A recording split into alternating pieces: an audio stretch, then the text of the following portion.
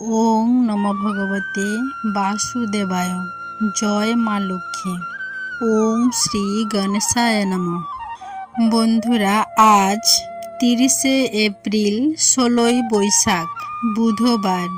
আজকের দিনেই সম্পন্ন হচ্ছে এবছরের পবিত্র অক্ষয় তৃতীয়া, যে দিনটিকে শুধুমাত্র বৈশাখ মাস নয়, সমগ্র বছরের একটি অন্যতম শ্রেষ্ঠ দিন হিসেবে গণ্য করা হয়।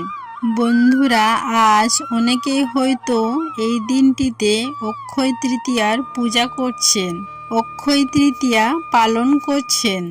আজকের দিনে যদি অক্ষয় তৃতীয়ার পূজা করে থাকেন, আজকের দিনটি যদি পালন করে থাকেন, তাহলে অবশ্যই আজ অক্ষয় তৃতীয়ার ব্রত কথাটি একবার হলেও শ্রবণ করুন। যদি কোনো কারণে আপনি আজকে অক্ষয় তৃতীয়ার পূজা বা ব্রত নাও পালন করতে পারেন, কেবলমাত্র এই অক্ষয় তৃতীয়ার ব্রত কথাটি শ্রবণ করে ভগবান শ্রী বিষ্ণু ও মা লক্ষ্মীর উদ্দেশ্যে একটি প্রদীপ প্রজ্বলন করতে পারেন। তাতেও এই অক্ষয় তৃতীয়ার ব্রতের পূর্ণ ফল অনেকাংশেই লাভ করা যায়। যদি আজকের দিনে ভগবানের উদ্দেশ্যে সামান্য যবের দানা এবং জল দান করতে পারেন, তাহলে এই দান অক্ষয় দান হিসেবে গণ্য হয়। বন্ধুরা, আজকের দিনে এই অক্ষয় তৃতীয়ার ব্রত কথাটি যতবার আপনি শ্রবণ করবেন, ততই ভগবানের কৃপায় এক পরম শান্তি ও সুখ অনুভব করবেন। আশা করছি দর্শক বন্ধুরা, এই অক্ষয় তৃতীয়ার ব্রত কথাটি শ্রবণ করে আপনাদের ভালো লাগবে। শুরু করছি পবিত্র অক্ষয় তৃতীয়ার ব্রত কথা। ওং নমো ভগবতে বাসুদেবায়। জয় মা লক্ষ্মী। কুরুক্ষেত্রের যুদ্ধ সবে শেষ হয়েছে। ধর্মরাজ্যের প্রতিষ্ঠা হয়েছে ভারতবর্ষে, কিন্তু সিংহাসনে বসেও মনে শান্তি নেই মহারাজ যুধিষ্ঠিরের। যুদ্ধে এত প্রাণ গিয়েছে, বিপুল অপচয় হয়েছে সহায় সম্পদের। স্বামী পুত্র স্বজনহারা মানুষের কান্নায় ধর্মরাজ কাতর হয়ে পড়েছেন। এই পাপের বোঝা কে বহন করবে? মহারাজ যুধিষ্ঠিরের মনের অস্থিরতা বুঝতে পেরে মহামুনি শতানিক তাকে শুনালেন এই অক্ষয় তৃতীয়ার ব্রত কথা। বহুকাল আগে রাগী ও নিষ্ঠুর ব্রাহ্মণ ছিলেন। ব্রাহ্মণ হলে কি হবে? ধর্ম বিষয়ে তার কোনো আগ্রহ ছিল না। একবার এক দরিদ্র ব্রাহ্মণ ক্ষুধার জ্বালায় তার কাছে কিছু খেতে চাইলেন। কিছু দেওয়া তো দূরে থাক, সে নাস্তিক ব্রাহ্মণ ভিখারি বলে গালমন্দ করে গরিব ব্রাহ্মণকে দরজা থেকেই তাড়িয়ে দিলেন। ক্ষুধা তৃষ্ণায় কাতর সেই ব্রাহ্মণ অপমানিত হয়ে চলে যাচ্ছিলেন, কিন্তু সেই সময় তার পথ রুদ্ধ করে দাঁড়ালেন ব্রাহ্মণী সুশীলা। অতিথির কাছে ক্ষমা চেয়ে তিনি বললেন, ভদ্রপুরে অতিথি রুষ্ট ও অপমানিত হয়ে ফিরে গেলে সংসারের অমঙ্গল হবে, গৃহে শান্তি সমৃদ্ধি আর থাকবে না। দরিদ্র ব্রাহ্মণকে তিনি বললেন, আপনি এখানেই অন্য জল গ্রহণ করবেন, আপনার কোথাও যাওয়ার প্রয়োজন নেই।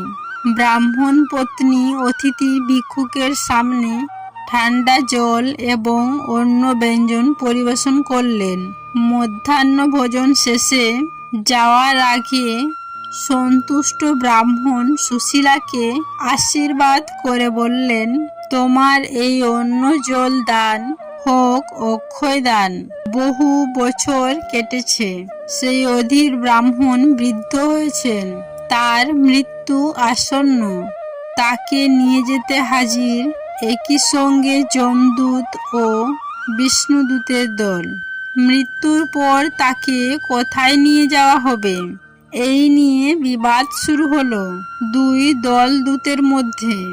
এক দল তাকে বিষ্ণুলোকে নিয়ে যেতে চান, এবং অন্য দলের দাবি ওই পাপী ব্রাহ্মণের একমাত্র স্থান নরক। এরই মাঝে ক্ষুধা তৃষ্ণায় কাতর এক ব্রাহ্মণ একটু জল খেতে চাইলেন। তখন যমদূতরা ব্রাহ্মণকে অতীতের কথা স্মরণ করিয়ে বললেন, একদিন এক গরিব ব্রাহ্মণকে তুমি তোমার দরবার থেকে জল না দিয়ে বিতাড়িত করেছিলে, সুতরাং তুমি জল পাবে না। তারা ব্রাহ্মণকে নিয়ে যমরাজের কাছে নিয়ে গেলেন, কিন্তু যম তার দূতদের বললেন, ওর মতো পুণ্যবান ব্রাহ্মণকে আমার কাছে আনলে কেন? বৈশাখ মাসের শুক্লা তৃতীয়া তিথিতে এই ব্রাহ্মণ পত্নী তৃষ্ণার্ত অতিথিকে অন্য জল দান করেছেন। এই দান অক্ষয় দান। স্ত্রীর পুণ্যে ইন্নিও পুণ্যাত্মা। সেই পুণ্য ফলে ব্রাহ্মণের স্থান হবে স্বর্গে। কাহিনী সমাপ্ত করার পর সদানিক মুনি যুধিষ্ঠিরকে বললেন, মহারাজ, বৈশাখ মাসে শুক্লা তৃতীয়া তিথিতে কোনো ব্রাহ্মণকে, দুস্থ অভুক্ত মানুষকে অন্ন, বস্ত্র ও জল দান করলে যাবতীয় পাপ থেকে মুক্তি লাভ করা যায় এবং সেই দানের পুণ্য অক্ষয় হয়ে থাকে। অক্ষয় তৃতীয়া হল চান্দ্র বৈশাখ মাসের শুক্লপক্ষের তৃতীয়া তিথি।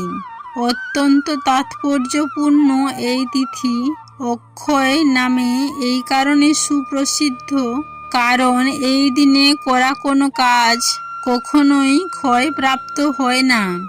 বৈদিক বিশ্বাস অনুসারে এই পবিত্র তিথিতে কোনো শুভ কার্য সম্পন্ন হলে তা অনন্তকাল অক্ষয় হয়ে থাকে। যদি ভালো কাজ করা হয় তার জন্য লাভ হয় অক্ষয় পুণ্য। যদি খারাপ কাজ করা হয়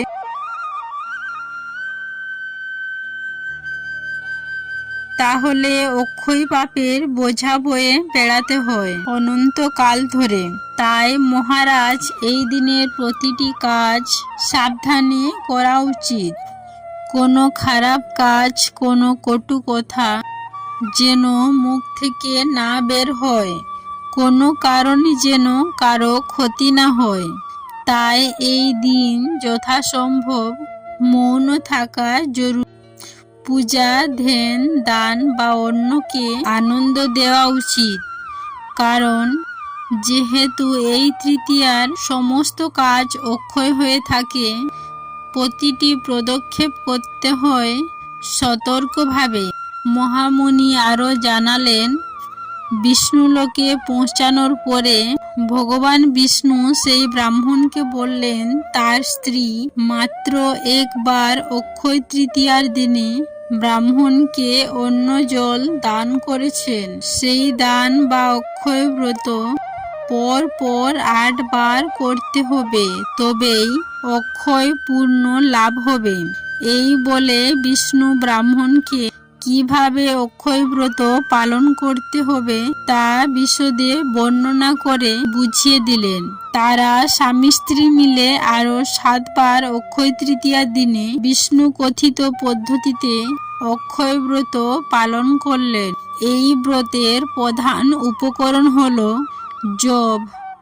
শুক্লা তৃতীয়া তিথিতে জব দিয়ে লক্ষ্মীনারায়ণের পুজো করে ব্রাহ্মণ বা কোনো দুস্থ মানুষকে অন্ন, বস্ত্র, ভোজ্য ফল ইত্যাদি দান করতে হয়। ব্রতীরা এই দিন জব দিয়ে খাবার খান। নারী পুরুষ নির্বিশেষে সকলেই এই ব্রত পালন করতে সক্ষম হন। ব্রত সমাপ্ত করে যে ব্যক্তি এই ব্রত কথা শ্রবণ করেন তিনি পরম ধাম লাভ করেন এবং পরিবারে সুখ ও সমৃদ্ধি বৃদ্ধিপ্রাপ্ত হয়। এই বলে মহামুনি শতানিক অক্ষয় তৃতীয়ার ব্রত কথা সমাপ্ত করিলেন। আজকের দিনে বন্ধুরা অবশ্যই নিজেকে সংযত রাখুন এবং আপনার সাধ্য ও সামর্থ্য অনুযায়ী কোনো সাহায্য প্রার্থী, অভুক্ত মানুষ বা পশু পাখিদের উদ্দেশ্যে কিছু হলেও দান করুন এবং এই ব্রত কথাটি শ্রবণ করে ভগবান শ্রীবিষ্ণু ও মা লক্ষ্মীর সামনে একটি ঘিয়ের প্রদীপ প্রজ্বলন করে তাদের উদ্দেশ্যে সামান্য জব দানা নিবেদন করুন।